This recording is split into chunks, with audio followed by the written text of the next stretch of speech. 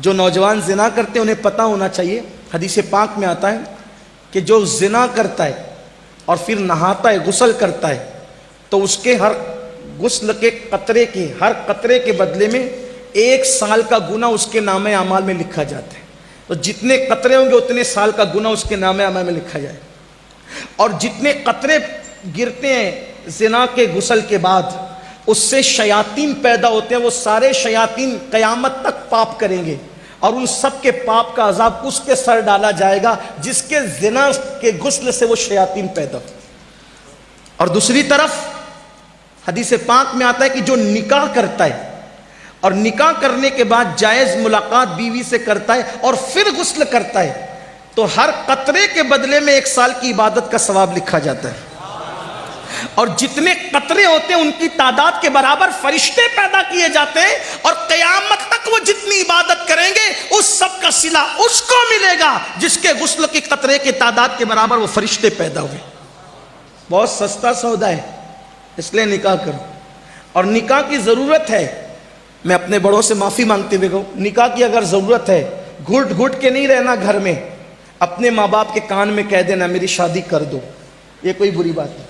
چھپ کے زنا کرنے سے اچھا ہے، چھپ کے زنا کرنے سے اچھا ہے کہ ماں باپ کے کان میں خود نہیں کہہ سکتے، بھابھیوں سے کہلوا دو، بھائیوں سے کہلوا دو، دوستوں سے کہلوا دو میری شادی کر دو، یہ کوئی گناہ نہیں۔ کچھ لوگ کہتے ہیں شرم آئے گی، اگر کوئی نوجوان کہتے میری شادی کر دو تو عورتیں باتیں کرتی اللہ اس کو کیا ہو گیا، یہ پاگل تو نہیں ہو گیا، یہ ہمارے خاندان کی روایت تھی، اتنا بدبخت نکلا، اتنا مجرم نکلا، اتنا گندا نکلا، کہہ رہا ہے میری شادی کر دو۔ میری بہن، زنا سے تو بہتر ہے نا وہ کہہ رہا ہے میری شادی کر دو۔ میں اپنے جوانوں کے ساتھ ہوں، میں تمہارے ساتھ، کہو اپنے ماں باپ سے، اور ماں باپ سے کہتا ہوں میرے بھائی اس سے پہلے کہ تیرے بچے تجھ سے کہے میری شادی کر دو، تجھے کر دینا چاہیے۔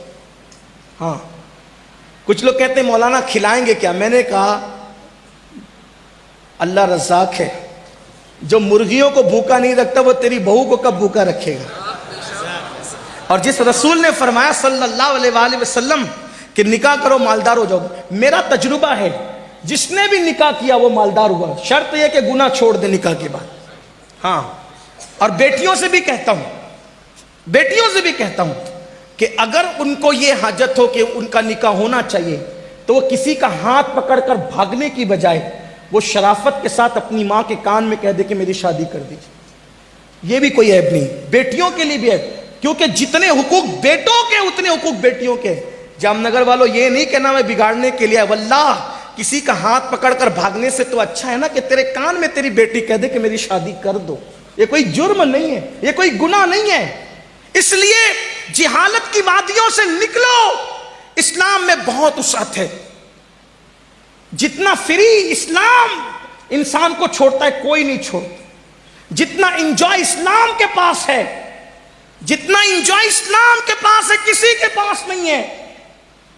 ہاں، اور مذہب میں دھارمک ہے تو بائک پہ بیوی کو لے کے نہیں گھوم سکتے، توجہ کرنا، اور مذہب میں آدمی دھارمک ہے، مذہبی ہے، بیوی کو بائک پہ لے کے نہیں گھوم سکتا۔ میں نے کہا چھوڑ یار، ایسا دھارمک پن کیا چیز، میرے نبی نے تو سنت بنا دیا بیوی کو اپنی سواری پر بٹھانا۔ اتنا انجوائے ہے کسی مذہب میں؟ اوروں کے یہاں تو بیویاں ہی نہیں ہیں، اسی لیے سفید داڑھی ہونے کے بعد بھی زنا کے جرم میں لوگ جیل کی سزائیں کاٹتے ہیں۔ ہمارے یہاں تو الحمدللہ نکاح سنت ہے، نکاح عبادت ہے، نکاح مذہب کا حکم ہے، نکاح پسندیدہ ہے۔ نکاح کرنے سے ارے یہ کیا ثواب کم ہے کہ جتنے غسل کے قطرے اتنے سال کی عبادت؟ ذرا کاؤنٹ تو کر لو، مجھے بتاؤ نا، ہے کسی مذہب میں کسی مذہب کو گالی نہیں دے رہا ہوں لیکن اپنے مذہب کا حسن بیان کر رہا ہوں، جس مذہب میں غسل کرنے پر بھی شادی کے بعد یہ ثواب ہو، آپ بتائیں نا، ہے کہیں؟ فرشتوں کی اتنی تعداد پہ پیدائش ہو رہی ہو، عبادت کر کے ان کا اجر ہمیں مل رہا ہو، تو کوئی بیوقوف ہے، کوئی نادان ہے خود کی بیوی کو چھوڑ کر زنا کے اڈے پہ جائے گا؟ یہ فضیلتیں اسی لیے بیان ہوئی کہ جرائم پر روک لگے۔ تو میں کیا عرض کر رہا تھا، اور جگہ یہ ہے کہ جو دھارمکتا یہ ہے، بیوی کو بائک پہ لے کے نہیں گھوم سکتے، لوگ کیا کہیں گے؟ میں نے کہا میرے نبی نے تو سنت بنا دیا، اپنی سواری پر اپنی ازواج پاک کو کیسے ایک خوبصورت سا واقعہ یاد ہے، ہم حضور کی سیرت بھول گئے. بڑی معذرت کے ساتھ یہ بھی کہتا ہوں، ہیرو کرکٹر اس کی زندگیاں یاد کی، حضور کی سیرت ہی یاد نہیں کی. اور حضور کی سیرت ہم نے نہ کبھی پڑھی. اچھا جب کبھی یہ بیان کرو نا، لوگ کہتے ایسا ہے، ہم نے تو کبھی نہیں سنا. تو نے نہیں سنا تو اس کا مطلب کیا ہے ہی نہیں. آدمی جو چیز نہیں جانتا اس کا دشمن ہوتا ہے. نہیں سنا تو بھئی آپ کو سننا چاہیے تھا نا، نہیں پڑھا تو آپ کو پڑھنا چاہیے تھا. خیبر کے موقع پر حضور علیہ السلام کی ایک پیاری زوجہ حضرت سیدہ صفیہ کا نکاح ہوتا ہے. اور صفیہ پاک کا جب نکاح ہوتا ہے تو صحابہ کرام کے درمیان ایک اختلاف ہو جاتا ہے. کچھ لوگ کہتے ہیں کہ خیبر کے سردار کی بیٹی حضور کے پاس کنیز کی شکل میں لائی گئی ہے، تو کچھ کہتے ہیں حضور نے اس کو اپنی کنیز بنا لی، سردار کی بیٹی کو اپنی کنیز بنا لی. کچھ لوگ کہتے ہیں نہیں حضور نے نکاح کیا، کچھ کہتے ہیں کنیز بنائی. کچھ تو صحابہ میں سے کوئی کہتا ہے چھوڑو ابھی بحث نہ کرو، بات نہ کرو، ابھی دیکھیں گے.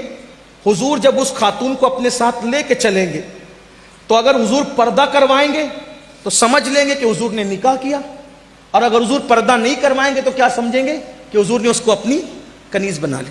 حضور نے پردہ کروایا اور حضور نے حضرت صفیہ کو اپنی اونٹنی پر اپنے ساتھ بٹھایا. تو چونکہ ان کے قبیلے میں جنگ تھی تو جنگ کی وجہ سے وہ سو نہیں سکی تھی، تو بہت جاگی ہوئی تھی. بھائی اگر کہیں فساد ہو رہا ہو تو کیا کچھ لوگ بیٹیاں اور بچے پلنگ پہ گدے ڈال کر کے سوئیں گے؟ نہیں ہوگا نا ایسا. تو وہ تو ہر آدمی تو جاگتا رہے گا، ٹینشن میں رہے گا. جنگ تھی، جنگ کے حالات تھے. سیدہ صفیہ سو نہ سکی. جب سو نہ سکی تو بہت جگی ہوئی تھی.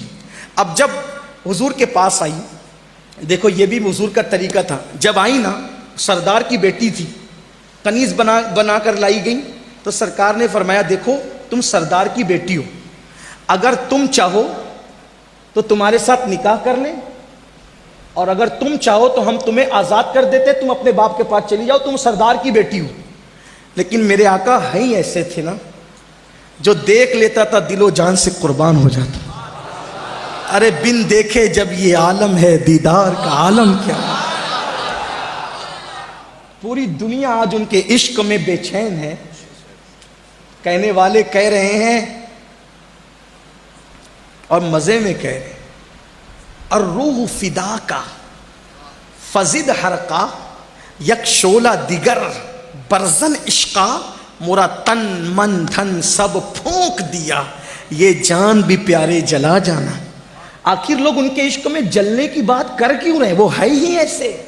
تو جب بغیر دیکھے یہ جان بھی پیارے جلا جانا ہے، بغیر دیکھے یہ عالم ہے، تو صفیہ نے پورا وجود ناز اپنی آنکھوں سے دیکھا. وہ قد زیبا جس کے بارے میں حضرت امیر خسرو کہتے ہیں، پری پے کر نگارے سر وہ قد لالا رخسارے، سراپا آفت دل بود شب جائے کے من بودم.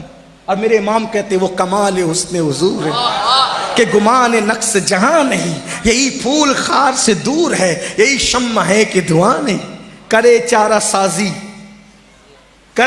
سازی زیارت کسی کی، بھرے زخم دل کے ملاحت کسی.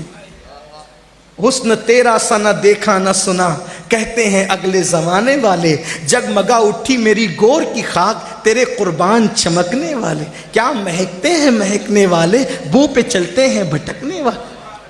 صفیہ سے کہا صفیہ اگر چاہو ہم تمہیں آزاد کرتے ہیں، اپنے باپ کے پاس چلی جاؤ، ہم عزت داروں کی عزت کرتے ہیں، اور اگر چاہو تو تمہیں نکاح میں لیا جائے. صفیہ کہتی ہے آپ کے پاس آ کر کوئی واپس کیسے جانا چاہے گا.